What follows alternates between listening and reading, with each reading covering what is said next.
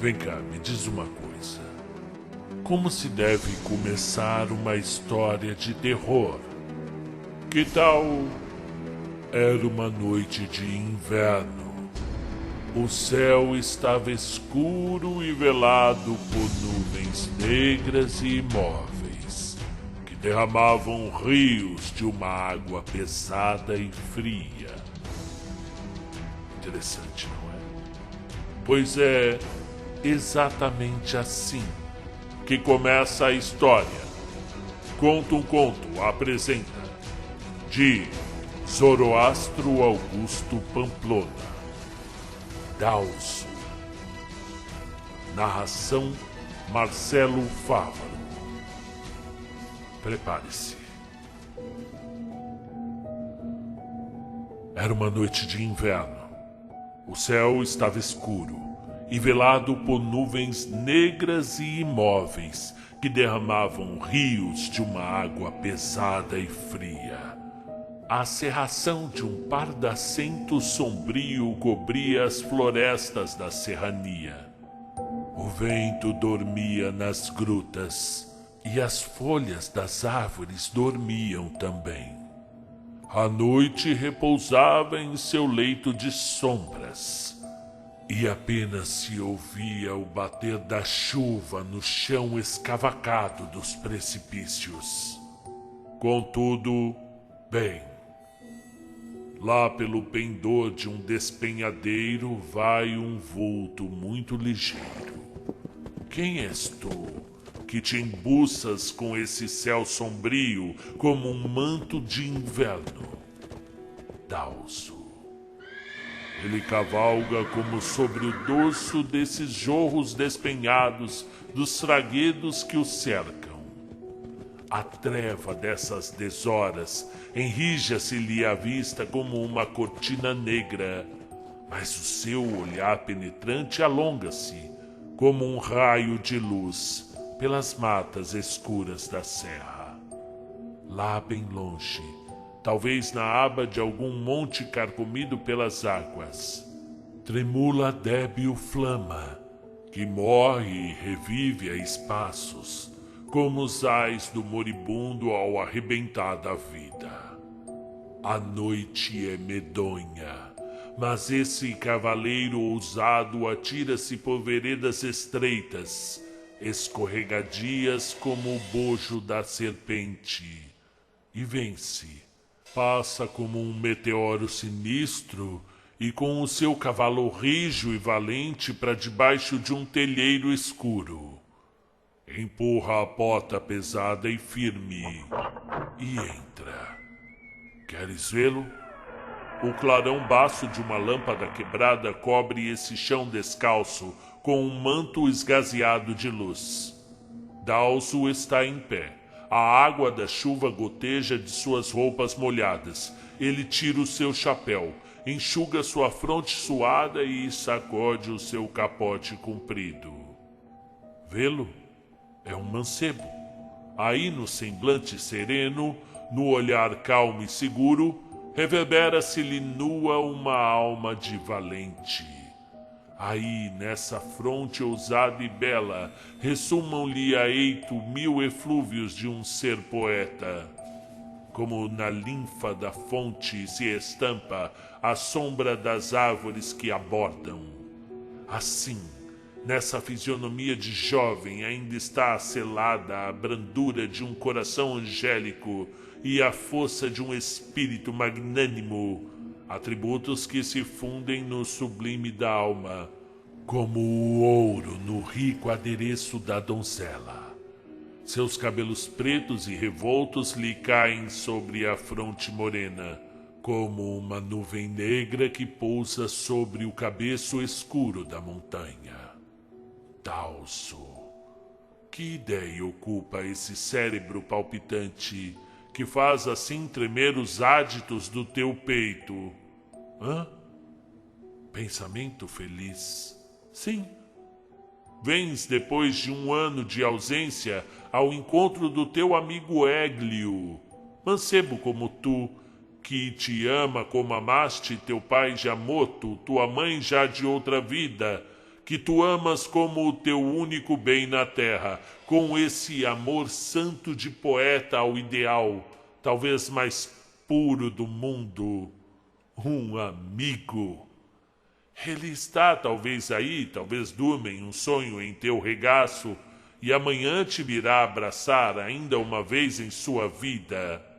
Tu o crês? O mancebo ergue a lâmpada amortecida e atravessa um corredor longo e escuro. Disseras, ao vê-lo assim, ser alguma sombra perdida, que procura seu leito em um jazigo de mortos. Esta antiga hospedaria está talvez abandonada. Nenhum passo, nenhuma voz. Dalso a percorre. Está deserta. Mas... não. Ele para. Ele espreita. O que vês, temerário noturno? Lá dentro é um terreno de barro preto. Está um negro sentado em um cepo. Junto dele está uma luz. E ao clarão dessa luz, semelhante a uma mortalha ensanguentada, vê-se-lhe o semblante horrendo. À sua frente está um cadáver, sem cabeça, nu e tirado sobre o chão. Ele o parte com uma faca imensa e amontou as carnes em um vaso ao fogo junto a si. Dalso recuou um instante daquele painel satânico e sentiu vacilar-se-lhe o coração. Monstro! Monstro! Antropófago! Balbuciou apenas no estupor que lhe causara o assombro. Aqui alimenta-se o viajante com carne humana. Deus, disse. E ele teve um pensamento sinistro. Ergueu seu capote umedecido da chuva e desembainhou uma lâmina luzente. Depois a pesada e velha porta cedeu ao vigor dos seus braços e se deslocou dos gonzos. E ele entrou. A árvore velha da montalha uiva-lhe o vendaval em torno, e ela resmunga desprezo ao sussurrar da folhagem. O assassino enraizado no crime é como a árvore velha da montanha. Ri-se à face do patíbulo. Essa fera humana riu-se, mas não da morte.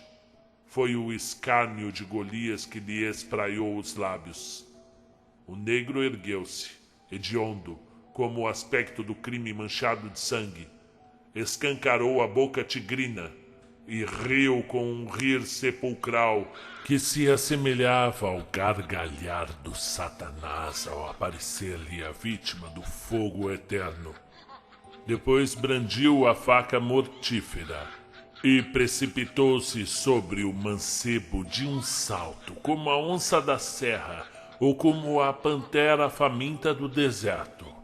Dalso o recebe e brada com uma voz terrível, como a da torrente ao devorar assassinos que lhe passassem no dorso. Morre, monstro! Some-te nas fauces negras do inferno! E o bruto caiu imundo de teu sangue pestilento. O baque do seu corpo fez tremer o chão, como horrorizado de suportar em seu seio tal monstro. O semblante contraiu-se-lhe torvo, os olhos incharam-se-lhe tremos e avermelhados nas órbitas, e a boca abria-se-lhe funda e negra como uma cratera infernal. E partiu-se-lhe do peito um gemido como o rugir da fera, ou como o arranco extremo de Satã ao cair de seu orgulho. Estava morto. Dalso permaneceu mudo e em pé no estado de entorpecimento do espírito. Era um silêncio pavoroso, e só se ouvia o cair da chuva lá fora como uma toada fúnebre àquele espetáculo de morte. O mancebo quis desaparecer desse sítio sangrento. Deu 2 passos, mas o som de uma voz sufocada e lúgubre, como se partida de um túmulo fechado, balbuciou 2 vezes seu nome. Dalso! Dalso! Um arrepio horrível correu-lhe por todo o corpo. Os cabelos eriçaram-se-lhe na cabeça como um ervaçal hirsuto. A face contraiu-se-lhe súbito, e os olhos dilataram-se afogueados. Deus, Églio! Proferiu apenas como se lhe fugisse a vida, e arrojou-se por um declive escavado e tenebroso. Um fétido mefítico saía dali, como ambiente de corpos apodrecidos. E ele foi palpando na escuridão, e suas mãos resvalavam em paredes de barro que porejavam um líquido lodoso. Era um subterrâneo. Seus pés tropeçavam em montões que estalavam como ossos humanos. É aí o matadouro execrando. Dalso não trepida. Ele está como um louco. A fronte sua-lhe e o coração estremece, mas ele sente-se como um ânimo rijo e valente. Avança em um som como respirar o preço de uma pessoa sufocada vem a seus ouvidos. Ele avança e abalroa como um homem. Agarra-o com um ímpeto e sente cair-lhe das mãos um objeto pesado, como um corpo humano. O mancebo horrorizou-se. Ímpio! Églio! Bradou como desvairado. E com uma força de gigante e um frenesi insano, suspendeu o assassino no seu punhal e esmigalhou-lhe o crânio contra o muro da caverna. E o seu cadáver caiu com estrondo. E então, convulso e perplexo, Dalso arrastou suas mãos pelo chão e levantou em seus braços o seu amigo morto.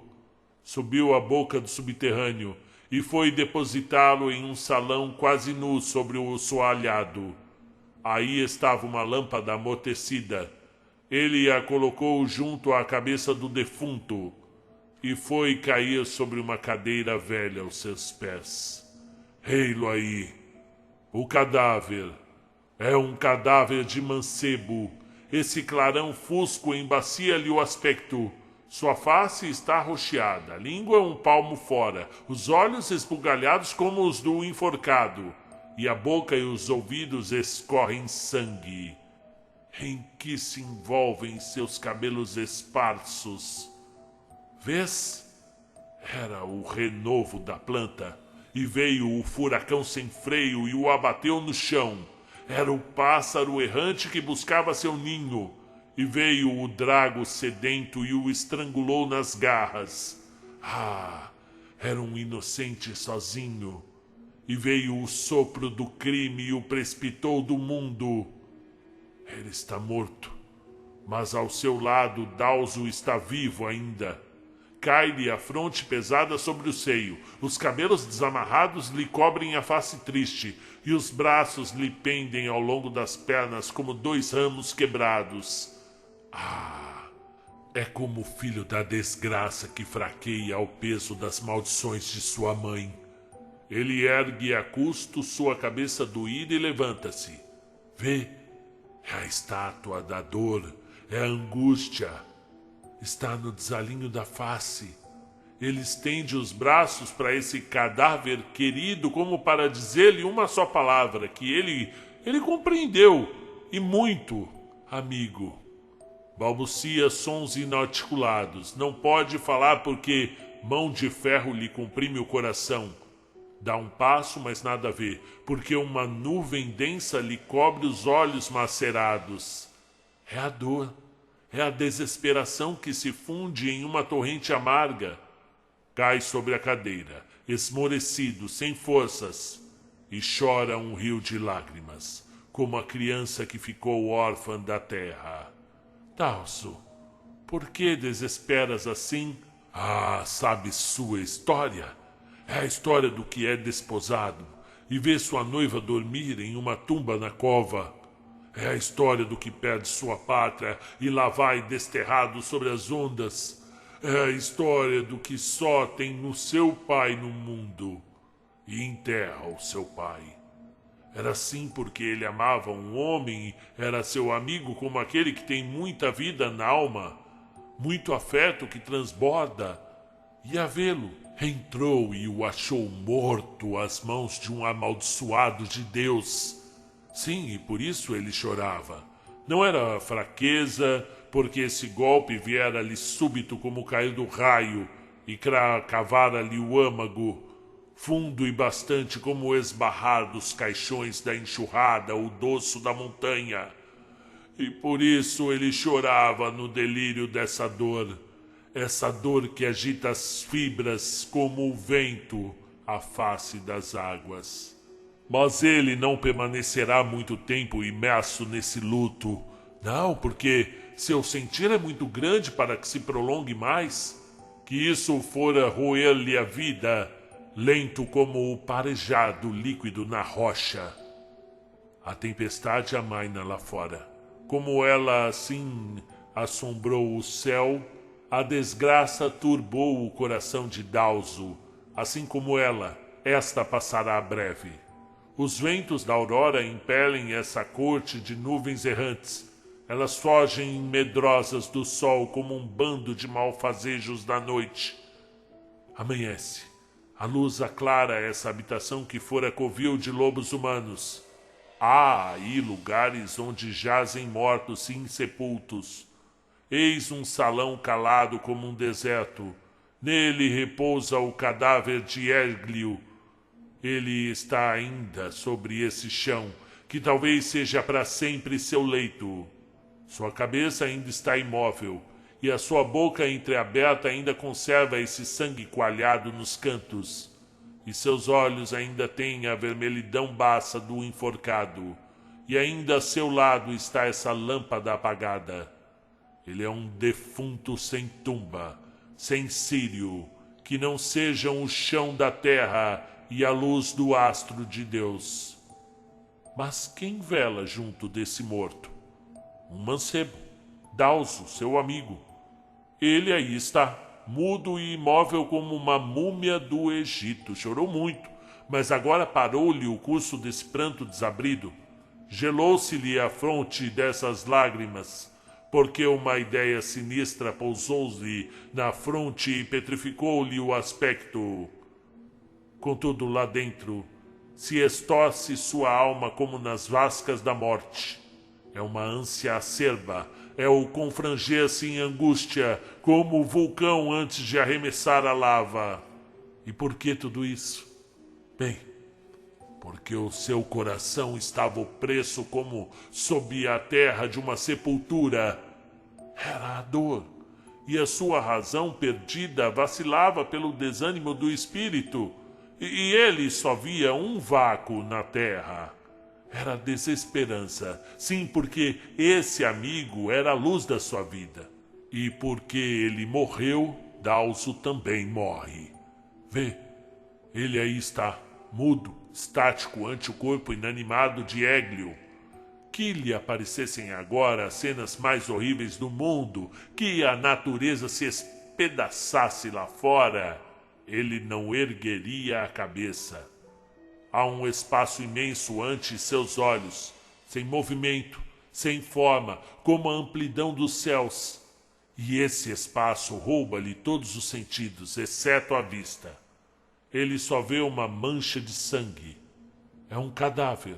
E olha para ela como se toda a sua força, toda a sua existência se concentrasse nisso. E depois dessa explosão de dor em lágrimas, Dalso está assim, e ele morrerá talvez como o cataléptico desse estado de inanição do mármore. Mas não, ele estremece como o sonâmbulo quando se lhe agitam as fibras. É que o pesadelo da dor se acorda em sua alma. Levanta-se, volta a cabeça em torno de si com um olhar débil, fixa um instante os objetos e ri com um rir de escárnio ensopado de todo o fel do amargor d'alma. Disseras ver o despertado do seio da desgraça. Sua mãe ergue-se-lhe do colo e cuspir-lhe a face a irrisão, ervada de desespero, em troco desse sono que lhe faz trevasar angustiado o coração. Dalso arranca um punhal. Vai-lhe talvez na ponta da vida. Mas quem és tu, desconhecido, que lhe suspendes o braço? Viajante nessas serras.